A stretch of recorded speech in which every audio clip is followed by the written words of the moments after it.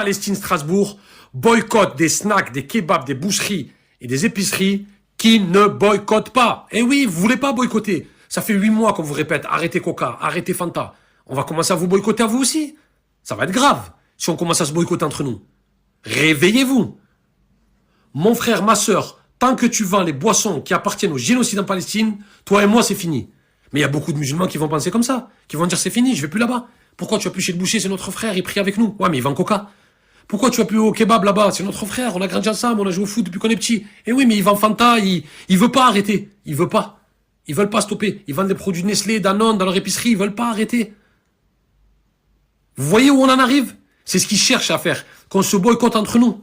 Réveillez-vous, les snacks, les kebabs, les bouchers, les épiciers, s'il vous plaît, arrêtez avec ces produits, stop, il y a des alternatives. Venez voir mes vidéos, il y a des alternatives. Envoyez-moi des messages dans la boisson, dans la nourriture, dans les services, il y a des alternatives. Il y a des musulmans qui sont doués, qui sont compétents dans ce qu'ils font. Arrêtez, s'il vous plaît, arrêtez, on va pas se boycotter entre nous quand même, s'il vous plaît. Free Palestine. J'ai trouvé ce message.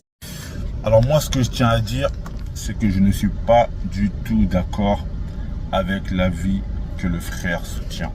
Pourquoi?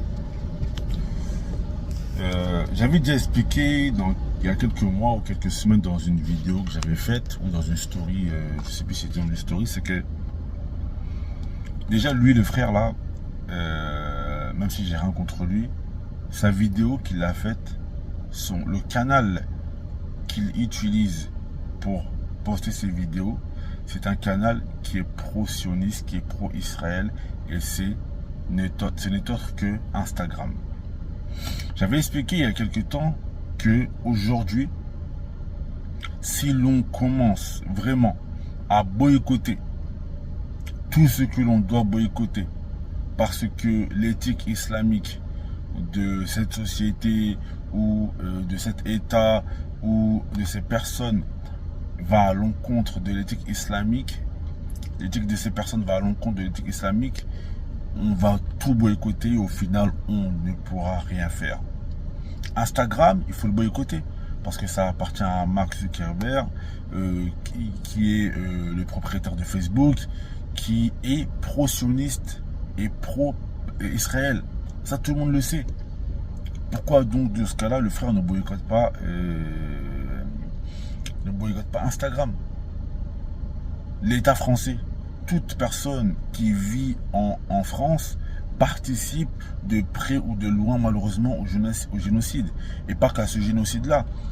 Mais lorsque vous payez des impôts en France, lorsque vous payez la TVA, eh ben, vous êtes, en quelque sorte, vous payez, vous donnez de l'argent pour contribuer au budget de l'armée. On sait que l'armée française, malheureusement, tout le sang qu'elle a sur les mains au Mali, tout le sang qu'elle a eu sur les mains dans d'autres pays, etc. Lorsque vous mettez de l'essence dans vos voitures, l'essence, parfois, il vient d'où? Il vient de pays qui sont sous néocolonialisme, comme le Gabon, comme la Côte d'Ivoire, comme le Cameroun, comme le Congo, etc. Lorsque vous achetez des téléphones, les téléphones que l'on a actuellement, moi mon téléphone, je sais que dedans il doit sûrement y avoir du cobalt qui a été extrait du Congo dans des conditions que l'on sait qui sont très tendancieuses. Donc, si l'on commence à pousser la réflexion de devoir tout boycotter, parce qu'il n'y a pas que la Palestine. Il n'y a pas que la Palestine. Il y a ce qui se passe au Congo, il y a le néocolonialisme, il y a les vêtements, il y a la Chine, etc. Tu ne vas plus acheter de produits chinois, tu ne vas plus prendre d'avion, tu ne vas plus mettre de l'essence dans ta voiture, etc. Donc au bout d'un moment, il faut arrêter en fait de réagir avec émotivité. Il faut être terre à terre. Il y a des frères qui ont des commerces, ils ne peuvent pas arrêter de tout vendre comme ça du jour au lendemain. Parce qu'ils vont se mettre dans la difficulté, eux et leur famille. Et dire qu'il y a des alternatives, c'est faux. C'est faux. Parfois, pour un commerçant, il n'y a pas forcément d'alternative. Parce que si ta clientèle, elle aime un produit, changer comme ça, c'est se tirer une balle dans le pied. Il y a des frères, ils ont investi des sommes d'argent pharaoniques dans des commerces, dans des restaurants, etc. Du jour au lendemain, tu leur demandes de changer, d'arrêter de vendre ce que leur clientèle aime. Non, peut-être que la clientèle, elle ne va pas suivre. Des fois, peut-être qu'il n'y a pas d'alternative. Et même s'il y a une alternative, qu'est-ce que l'on sait que la clientèle, elle va suivre l'alternative que le frère il va proposer? On sait très bien qu'aujourd'hui, remplacer des boissons comme Coca-Cola dans ton commerce, ou remplacer je sais pas moi, des grosses sociétés comme Danone, etc., pour ceux qui les vendent, c'est compliqué. Et donc, il se peut que le frère, il vende ce produit, et avec la récolte de ce produit, ben, peut-être il va donner de l'argent en aumône ou participer à financer des projets qui sont des projets importants pour la communauté, comme le fait d'aider nos frères et sœurs en Palestine. Alors que s'il arrête de vendre certains produits, il va se tirer une balle dans le pied, lui et sa famille, ils vont se retrouver en galère, il va perdre son commerce, il va perdre son argent, et en plus, il ne pourra même plus aider les frères et sœurs en Palestine avec son argent, ou dans d'autres ou d'autres frères et sœurs qui subissent et qui vivent des injustices. Donc moi personnellement, je suis partisan du boycott, et moi j'essaie de boycotter. Si je vais dans un magasin, hier par exemple j'étais invité chez un frère à manger, je ne voulais pas venir les mains vides, je suis parti acheter de la boisson. J'avais le choix entre Pepsi, Coca-Cola et une autre marque qui s'appelle Fayrouz. Et bien j'ai préféré prendre Fayrouz.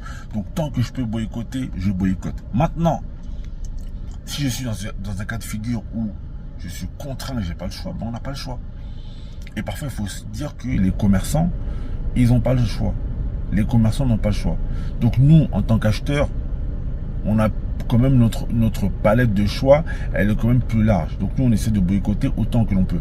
Mais on ne peut pas imposer certaines choses aux commerçants, parce qu'en fait, en tant que commerçant, moi qui suis commerçant, je le sais, parfois ça peut être très compliqué de boycotter certains produits, parce que c'est ton gagne-pain, c'est avec celui-là que tu nourris ta famille, etc. Tu vois. Et il faut être conscient d'une chose, c'est que le prophète sallallahu alayhi wa sallam, je dis ça pour ramener un dalil, il faisait du commerce avec les juifs et les chrétiens, tout en sachant que les juifs et les chrétiens ils pouvaient peut-être utiliser cet argent pour combattre des musulmans, pour combattre même le prophète sallallahu alayhi wa sallam. Mais malgré ça, il a fait du commerce avec eux. Donc bien sûr, lorsque l'on sait qu'une société, elle va donner son argent pour acheter des armes, pour tuer des non-musulmans, on fait tout ce qui est dans notre possible pour essayer de boycotter. Mais maintenant, il faut comprendre que derrière ça, il y en a qui ont des enjeux qui sont colossaux. Il y a des frères qui ont des commerces, ils ont des familles à nourrir, etc. Et du jour au lendemain, ils ne peuvent pas arrêter de nourrir leur famille. Ils ne peuvent pas boycotter certains produits du jour au lendemain comme ça. Et parfois, il n'y a pas forcément d'alternative. Aujourd'hui, on utilise certains réseaux sociaux parce qu'il n'y a pas d'alternative. Facebook, Twitter, etc. Pourtant, on sait très bien que Elon Musk, récemment, il est allé en Israël et il soutient le génocide qui est en cours actuellement.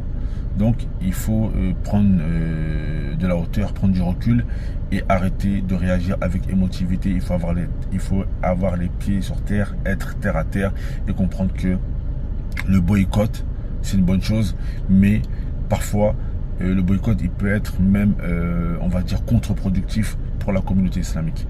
Wallahu ta'ala a'la wa a'lam.